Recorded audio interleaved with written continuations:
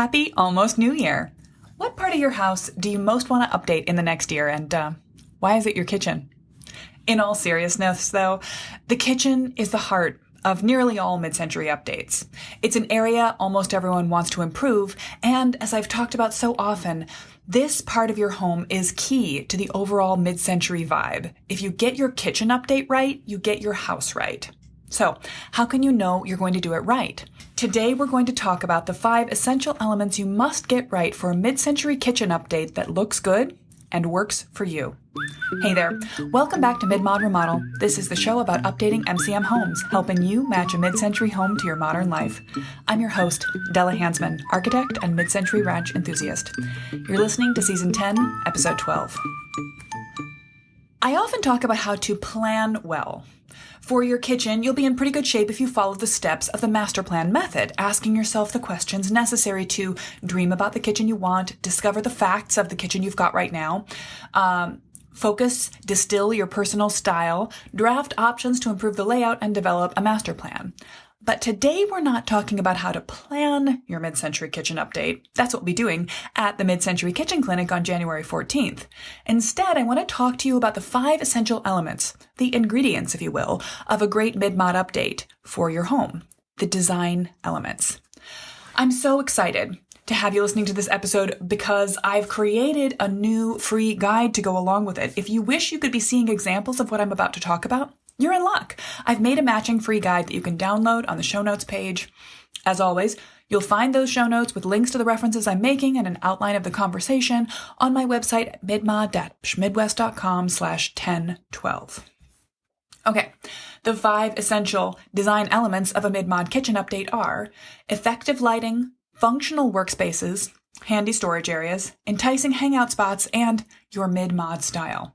I'm going to go through them step by step with you in this episode and point by point in the associated guide, so don't forget to download it. In fact, you might want to grab it right now and follow along as we chat about the various areas.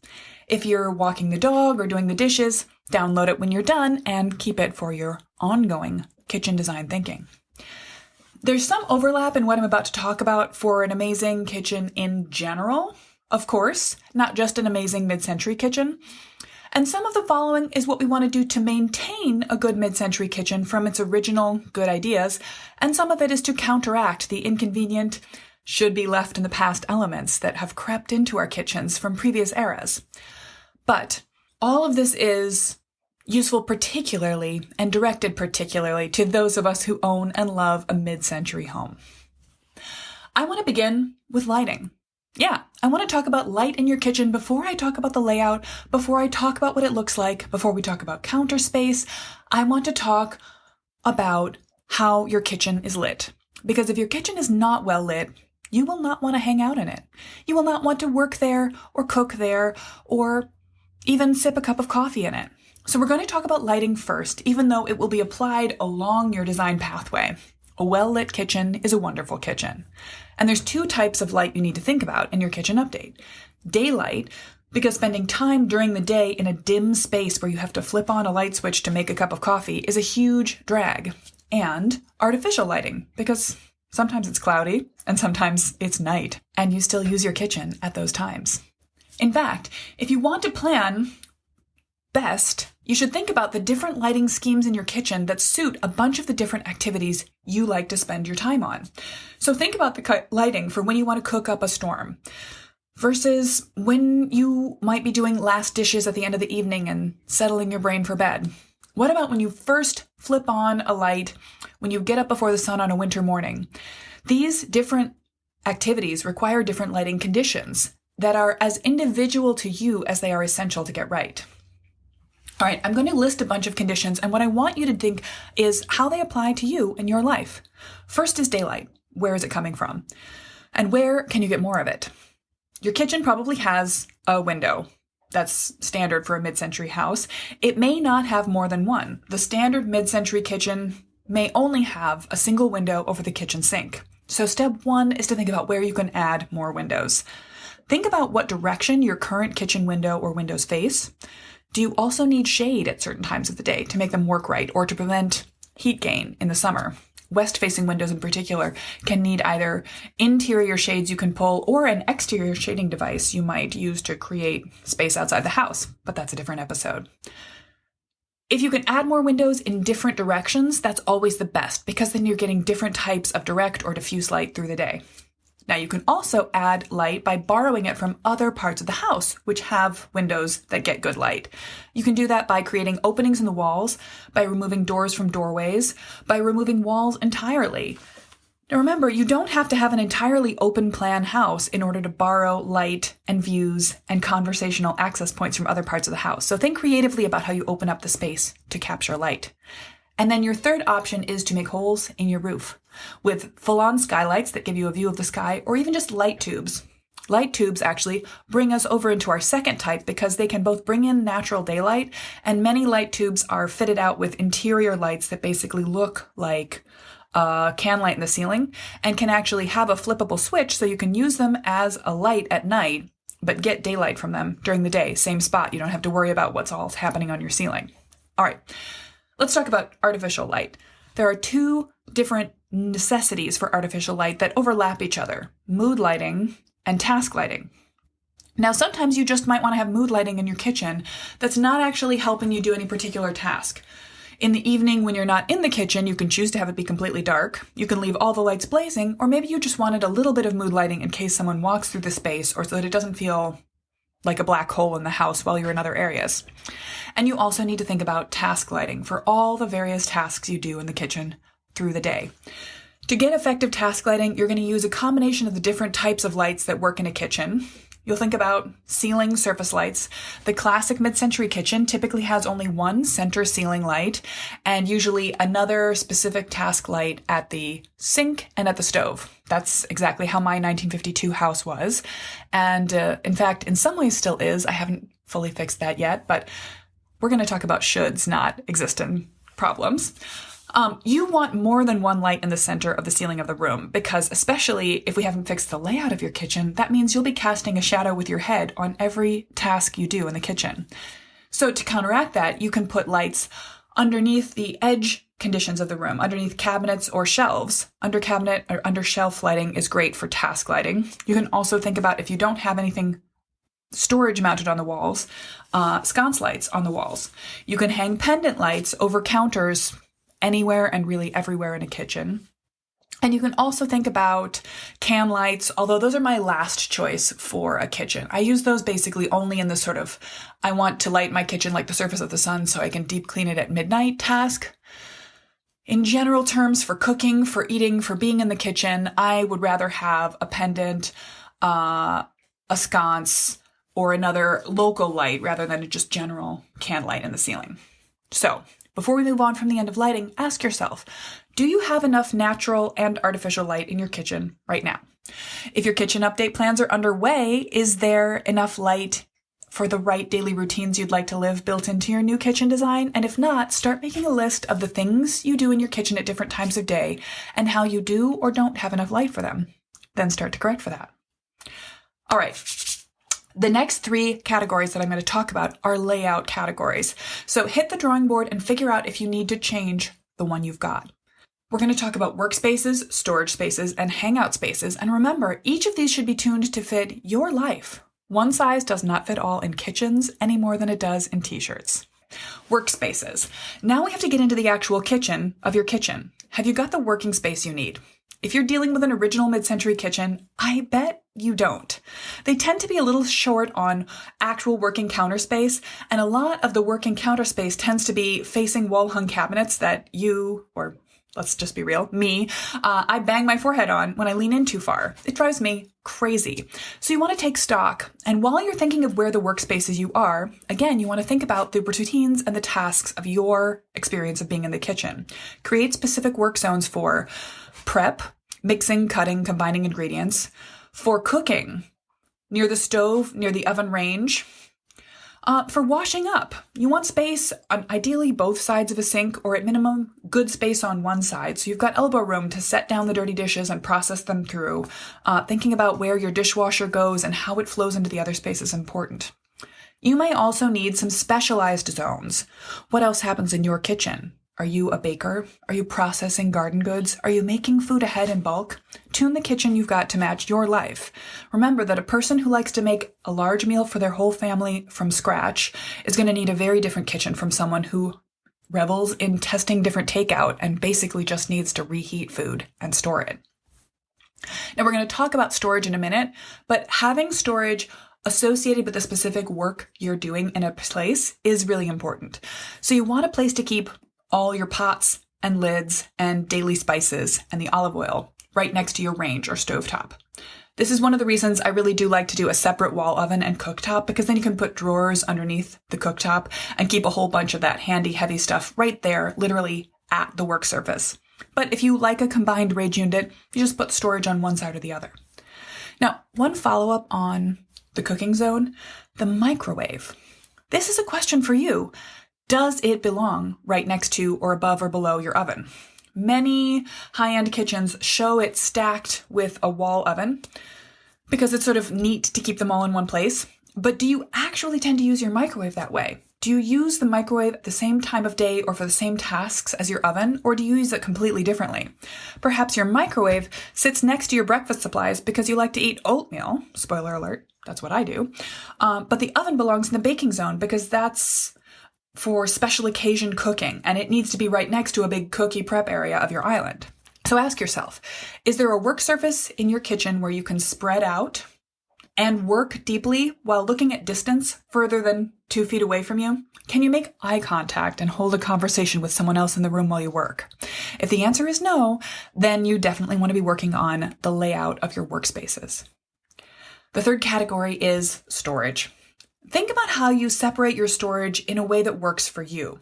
For some families, keeping all the pantry stuff together might be right, but you could also choose to create a coffee station or separate out the cereal. Perhaps those things belong together in a morning prep area so that you can simplify your morning brain, or that some members of your household can be prepping and eating their own breakfasts while someone else is making up lunches or prepping dinner in the crock pot at the same time without being in each other's way. Again, ask yourself about your own family's internal routines and rhythms. You do want storage next to the place where your work zones are. So you want extra dish soap within range of the kitchen sink so you can just reach in there with wet hands when you run out of soap. But where do you store your eating utensils? This is a matter of preference, but there's 2 ways you might think about that. You might put your dishes and forks and spoons next to where they get picked up and used for the day. So in the dining room if you eat in the dining room, or on the far side of the peninsula towards the eat-in kitchen area so they can be grabbed and used. Or conversely, you might want to store them close to where they get washed up and put away.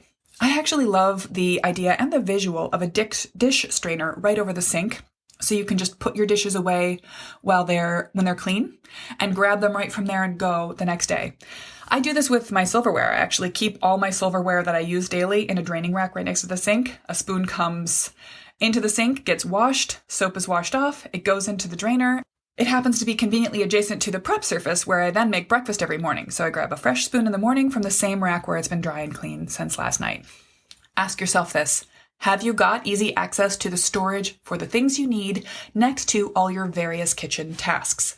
Moving around for fun is great, but how many steps you have to take to assemble your morning coffee or a bowl of soup or cereal is something you want to reduce. The things that you use regularly should be grouped closely together. All right, 4th category is hangout spots. Yes, hangout spots in your kitchen. Because when it's done, and when it's done right, you're going to prefer it to every other room in the house. And I'm not just talking about bar stools at a counter, although yes, it's great to have a place where you can pull up at least 2 bar stools to a counter. Make sure that there's really room for your knees there. You want to be able to tuck stools away when they're not in use and to lounge comfortably in one without having to either hunch over or put yourself into a sitting splits in order to get close to the adjacent horizontal surface. But you also want to think about eat-in kitchen spaces. Now that might be just a little extra area with a freestanding table and chairs, or one of my favorite things is to put a built-in L-shaped seating nook into the kitchen. So some people will pull up a chair and sit at the table, but other people sitting on the other side of the table will be able to lounge on comfortable, well-angled, padded seating. This might be people hanging out with the cook, or it might be the cook taking a break in their own kitchen. It becomes an ideal spot for work from home, for homework, and for just spreading out to do a project. The last thing I want you to consider is, do you need an armchair in your kitchen?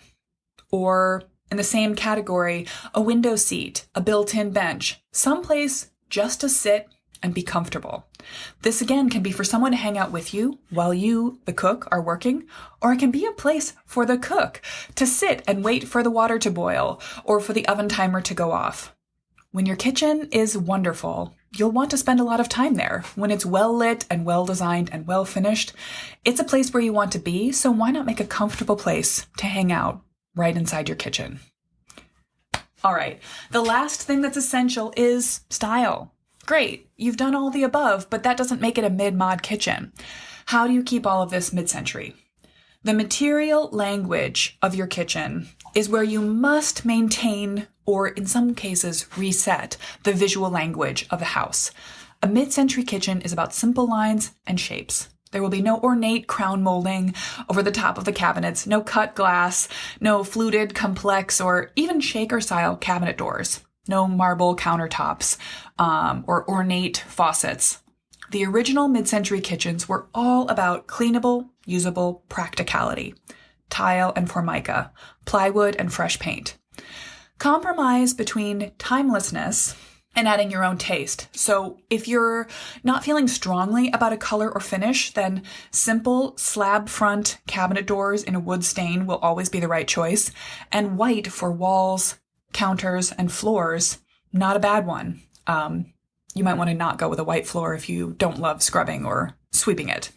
But if you love color, then play with it. Depending on your own comfort zone, there is always room for many or a single bold color in a mid-century kitchen. Remember, the mid-century modern people were not afraid of color, but that doesn't mean you're obligated.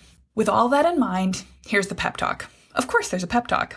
My goal as a designer is to bring modern kitchens, the high-end style ideas and other design ideas that were already floating around in mid-century homes of high design or more custom design to the builder grade ranches that never quite caught those cool ideas when they came by the first line. Things like creative lighting and storage options that allow a family to live just the way they want in and out of their kitchen. Like a fabulous reach-in pantry right where you need it. Eat-in areas where the cook or cooks can take a load off during the cooking process and other members of the household can hang out with them while they prep food, and the whole family can come together and eat in comfort and splendor, and it's easy to deliver the food to them while they're there. Again, I want to emphasize, these ideas were not necessarily overlooked during the era of mid-century kitchen design. They just weren't as common as they could or maybe should have been. But we have to cut the mid-century some slack. It's important to remember that historically, the mid-century era was a time of huge transition in household labor and technology. Not that long before then, our homes had washing machines that were glorified tubs that would let you circulate water with a hand crank. Refrigerators had futuristic top units that needed to be tended so often you couldn't necessarily go away and leave them alone for a weekend. Stoves involved messy and smelly and sort of self-heating, self-guiding processes. Before the advent of prepared foods and processed ingredients being available in stores, kitchen work often involved preparing food from farm to table, so it was more labor-intensive, messier, smellier, and had a greater actual necessity to be safely separated from the living spaces of the house. That was also a time when the whole house itself might be heated with radiators, so no open windows and no means for air purification. That explains why people were more likely to want to separate and isolate the kitchen workspace and the food-oriented prep space from the rest of the living spaces of the house. And a lot of those things are just not true anymore. For anyone who's curious, by the way, about that transition in time and technology, you can't miss Sarah Archer's amazing book, The Mid-Century Kitchen. Get it, read it, drool over the pictures. By the way, she and I talked about this during episode 502, and season 5 is a season entirely devoted to mid-century kitchens. I'll put a link in the show notes. So if you're looking for inspiration for some of the actual original mid-century high-end cool concept kitchens, check out her book.